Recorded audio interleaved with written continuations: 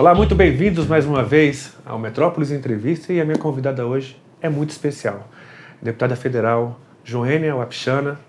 Deputada, qual foi a sua avaliação sobre o pedido de vistas do ministro Alexandre de Moraes hoje, numa nova sessão que analisa o marco temporal das terras indígenas? Para mim foi uma surpresa. Imaginava que o Supremo já iria avançar nessa análise, porque já está com muito tempo. Os povos indígenas estão aguardando, já se manifestaram várias vezes, vieram de diferentes partes do país, se reuniram.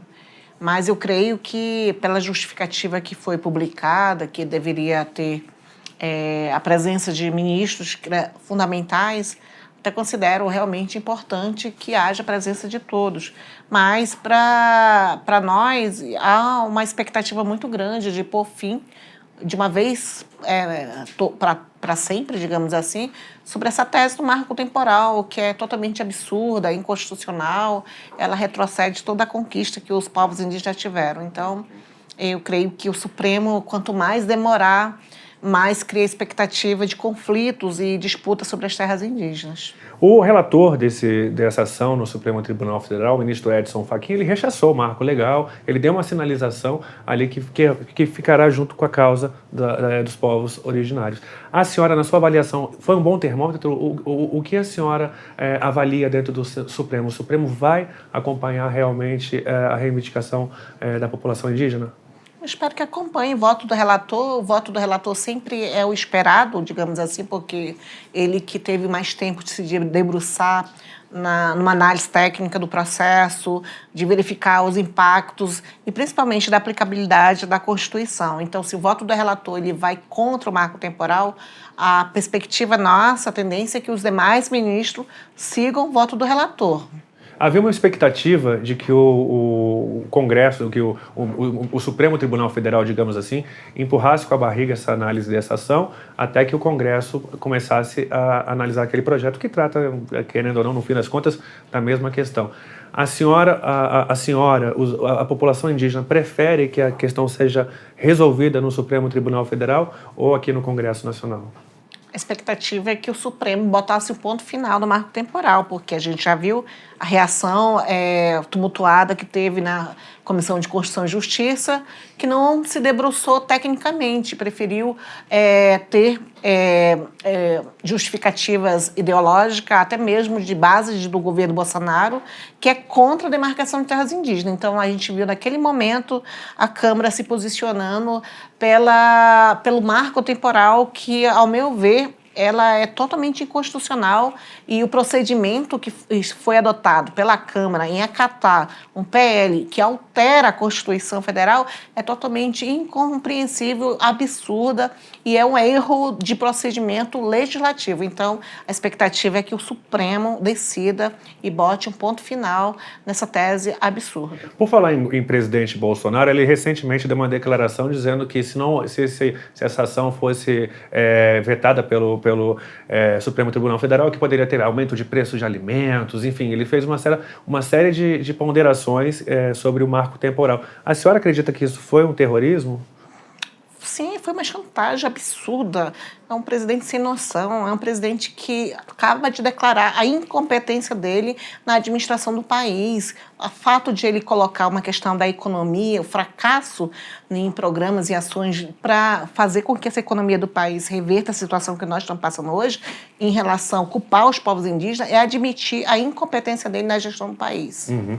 A senhora acredita que os representantes indígenas eles têm sido bem recebidos pelo governo federal? Com certeza não. Os povos indígenas sempre, desde o primeiro momento, inclusive da campanha, foram alvos de ataques durante a campanha, quando disse que não ia ter vez no governo dele e não iria demarcar nem 1 milímetro de terra indígena, tentou várias vezes desestruturar o órgão indigenista federal e como tem feito, né? Colocando militares na gestão de órgãos que são fundamentais para a proteção das terras indígenas e fazendo todo o retrocesso de garantia que nós já temos. Então, assim, não é receptivo, é um governo anti-indígena, anti-direitos humanos, anti-meio ambiente. Então, é um governo totalmente negacionista e que não contribui em nada para avançar esses direitos dos povos indígenas. O acampamento Luta pela Vida, ele foi uma das maiores, se não a maior mobilização, né, de povos indígenas aqui em Brasília, principalmente. Como que a senhora avalia? Ele trouxe artistas, pessoas para realmente somar, ecoar a voz da população indígena. Como é que a senhora avalia essa mobilização que foi feita contra o marco temporal? Os povos indígenas têm mostrado lições para a sociedade brasileira e mostrar a grande democracia que tem no nosso país, que deve ser defendida. E a manifestação dos povos indígenas foi no sentido de dar um basta nesse processo de violência que o governo tem levado, até mesmo contra a prática de algumas ações anti-indígenas, lutando pela vida, a luta pela terra, que é o tema grande dessa mobilização. Ele tem todo o sentido de reafirmar os direitos constitucionais, mas principalmente dizer não ao marco temporal, dizer que os povos indígenas já contribuem para o país, para o meio ambiente, para o planeta, e agora merecem uma atenção da sociedade brasileira.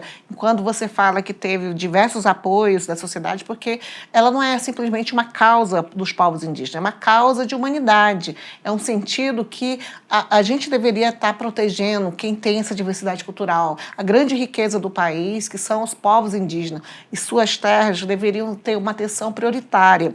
Nesse sentido que os povos indígenas têm apelado em suas manifestações. Lutar pela vida, lutar pela terra, dizer não ao retrocesso dos direitos dos povos indígenas e, principalmente nesse momento que enfrentam um ataque por parte do governo, dizer não ao marco temporal.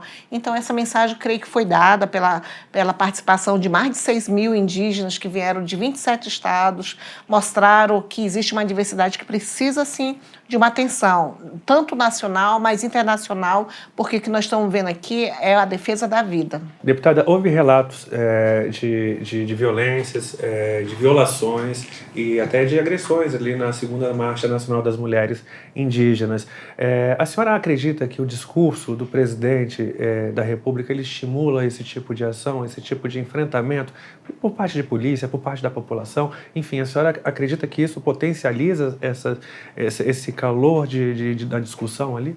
Infelizmente, sim, porque basta ver os dados, quando o presidente abre a boca para falar dos povos indígenas de uma forma até mesmo ilegal, por exemplo, essa questão de abrir garimpos em terras indígenas, aumentou significativamente garimpeiros ilegais dentro da terra indígena Yanomami que estão levando a violência, tanto para mulheres, crianças, para jovens. O mais recente agora é a Polícia Federal instaurar o inquérito, né, de um atropelamento dentro da terra indígena por uma aeronave que levava garimpeiros ilegais. Então, base de quê? Porque existe toda uma expectativa do que o presidente fala publicamente seria o correto. Então, quando o presidente diz que garimpo em terra indígena vai ser legalizado, ele dá uma margem para a prática da ilegalidade. E não fazer nada diante das invasões das terras indígenas é também uma omissão e uma irresponsabilidade por quem tem a responsabilidade de coibir o crime, né, tanto a prática da invasão, mas também as questões ambientais, porque a omissão também gera uma confissão de uma não responsabilidade que poderia ter sido evitada ou ainda tem chance de ter algumas soluções para o que os povos indígenas estão denunciando. E isso realmente fomenta conflitos nas terras, fomenta a impunidade. E quando você também desestrutura os órgãos, quando você desautoriza as autoridades a investigarem, a punirem, a fazer os seus deveres, também é uma prática de omissão. Um dos capítulos que o relator da CPI, o senador Renan Calheiros, promete abordar no relatório final da CPI é justamente o genocídio da população indígena. Na sua avaliação, qual a sua avaliação em relação a isso? Houve genocídio da população indígena? Houve decisões ministeriais para realmente matar a população indígena?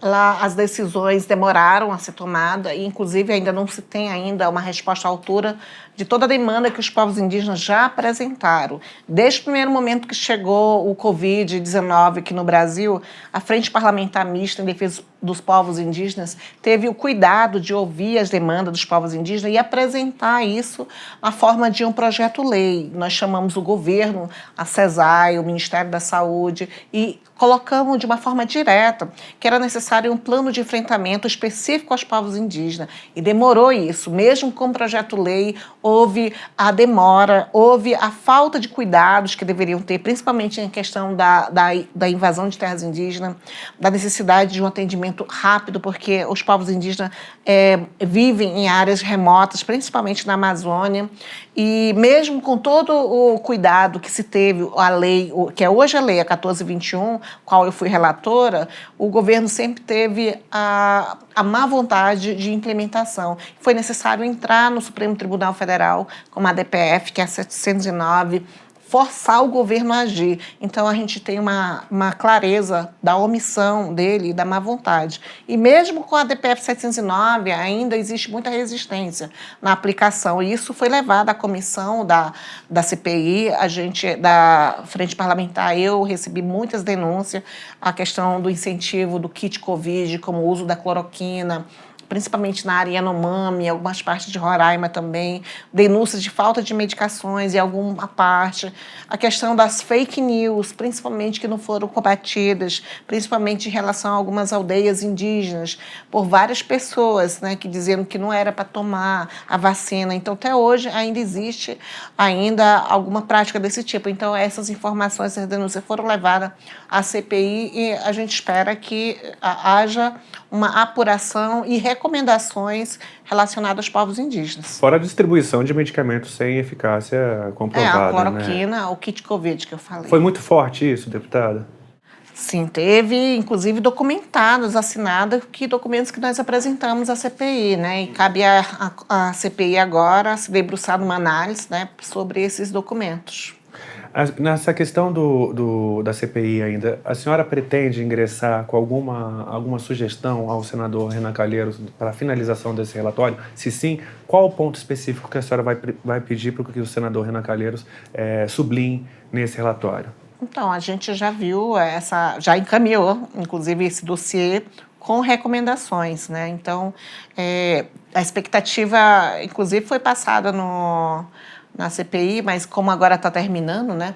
Mas que haja uma responsabilidade do governo, inclusive com indício de genocídio, porque a gente espera que haja uma aplicabilidade tanto da decisão do Supremo, mas também da própria implementação da Lei 1421, que é a lei que faz uma referência de combate à Covid-19. Além do combate aos garimpos ilegais dentro de terras indígenas e do marco temporal, outras pautas são importantes para a população indígena, eu queria que a senhora citasse. Olha, a gente está falando principalmente da questão da demarcação das terras indígenas e a sua proteção, né? Hoje nós estamos num verdadeiro dilema, que é justamente proteger o que a gente já tem de garantia, os direitos constitucionais, que estão ameaçados com relação ao PL 490, não retroceder o compromisso do Brasil em respeitar a Convenção 69 da OIT, que é essencial para ter um norte das políticas públicas relacionadas aos povos indígenas, que garante o direito de consulta prévia, livre, informada, e que há uma proposição para denunciar, a gente mostrar a incoerência da questão da mineração em terras indígenas pela situação hoje que nós passamos com essa crise climática, com toda a degradação ambiental que a gente já está vivendo, sem ser mesmo ter uma lei de mineração, as terras indígenas estão numa vulnerabilidade, os povos indígenas também. Então, nesse momento, a nossa prioridade é não retroceder o que a gente já tem conquistado, garantido com a Constituição. Existem outras proposições, sim, para a gente avançar em termos da sustentabilidade, por exemplo, alguns reconhecimentos profissionais. Eu mesma fiz um projeto reconhecendo a categoria de agente indígena de saúde, porque esses agentes eles estão no dia a dia no combate da Covid-19, mas não tem a regulamentação em termos de profissão. Então, é um PL que eu já estou aguardando e eu espero que haja inclusão na pauta da plenária, mas está difícil. Tem a questão da educação escolar indígena, que precisa ter uma questão, uma modalidade específica. Hoje nós temos uma realidade de muitas escolas indígenas, inclusive necessário uma atenção especial para a estrutura, a questão da regulamentação dos professores indígenas em termos dos concursos públicos. Nós também estamos falando da questão da sustentabilidade. Tem o PNGAT, que não foi implementado ainda, que é o Plano Nacional de Gestão Territorial e Ambiental, que nós precisamos transformar em lei, justamente para que não venham querer mudar a Constituição, como muitos querem. Acha que indígena não podem ter agricultura, piscicultura, sua pecuária, mas o que falta são políticas públicas. Então, a gente precisa dar uma visibilizada nisso, porque existem realidades que os povos indígenas também já têm feito e precisam, sim, de um investimento e de uma atenção por parte do próprio Estado brasileiro. A minha pergunta foi mais uma provocação, até mesmo para eu fazer essa nova pergunta. Talvez tenha sido a maior resposta, a resposta mais longa da senhora. E a senhora é a única representante indígena aqui no Congresso Nacional. Como é essa sensação de lutar sozinha por pautas que são tão importantes de uma população que o Brasil deve tanto?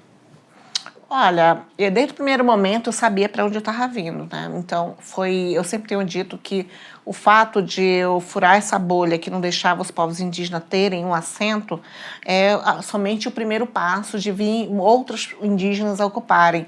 Eu tenho esperança que esse meu exemplo de estar num cargo de representatividade a nível nacional encoraje outros indígenas a também atuarem através de uma representação parlamentar e política e mostrar que é possível, sim, vindo alguém da sociedade brasileira ocupar um cargo tão importante. E aí eu digo que o fato de eu estar aqui era extremamente necessário para rebater tudo que esse governo anti-indígena tem falado em relação aos povos indígenas. Então, a voz indígena, querendo ou não querendo, ela existe aqui no parlamento, e que seja através de mim, uma mulher indígena que veio lá de Roraima, né, da Amazônia, a contrapor, mas nunca me senti sozinha, porque os povos indígenas sempre têm me encorajado, dizendo: Joênia, você não está sozinha e você me representa.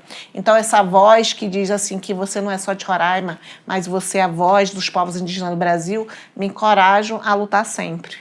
Deputada, para quem não sabe também, a deputada ela já é precursora também em representatividade em outros âmbitos. Ela também foi formada, foi a primeira indígena formada pela Faculdade de Direito da uma universidade federal, deputada? Sim, no Brasil. No Brasil. E como é que a senhora acha que a sua imagem pode incentivar a população indígena a ocupar mais espaços públicos, não só no Congresso, não só na política, mas nas instituições de ensino e em outros locais? Olha, eu sempre tenho colocado que nós somos capazes, sim. O que precisa é de uma oportunidade, um incentivo. Por isso que eu luto por mais mulheres na política, mais mulheres advogadas, mais indígenas. Preciso de ações afirmativas, positivas, para incluir os povos indígenas nesses espaços, nesses lugares, porque nós estamos aqui hoje com uma realidade que é justamente para ter a oportunidade de se defender, de se representar e falar por si só. Então, os povos indígenas, o fato de estarem numa universidade, ocupando um cargo, não vai tirar nossa identidade. Vai sim fortalecer os nossos direitos e trazer uma voz que nunca foi ouvida tão forte no Congresso, nos diversos espaços. Então, é mostrar que nós somos capazes, sim, de ocupar qualquer espaço, mas sem deixar de ser o que nós somos, que são indígenas. Deputada, com essa resposta, eu agradeço muito a sua participação, por ter aceitado esse convite. Obrigada, que a gente continue a divulgar sempre a história dos povos indígenas, porque a partir do momento que você conhece a realidade dos povos indígenas, você acaba que defende também. Então, nós estamos aqui só discutindo o que já é, ou digamos assim, garantido em lei. Mais do que isso, a gente está justamente avançando de reconhecer os direitos dos povos indígenas. E você que acompanhou a gente até agora, muito obrigado. É bom a gente ficar sempre atento a essas pautas, principalmente que retiram direitos garantidos pela nossa Constituição. A gente se vê na próxima. Muito obrigado. Tchau.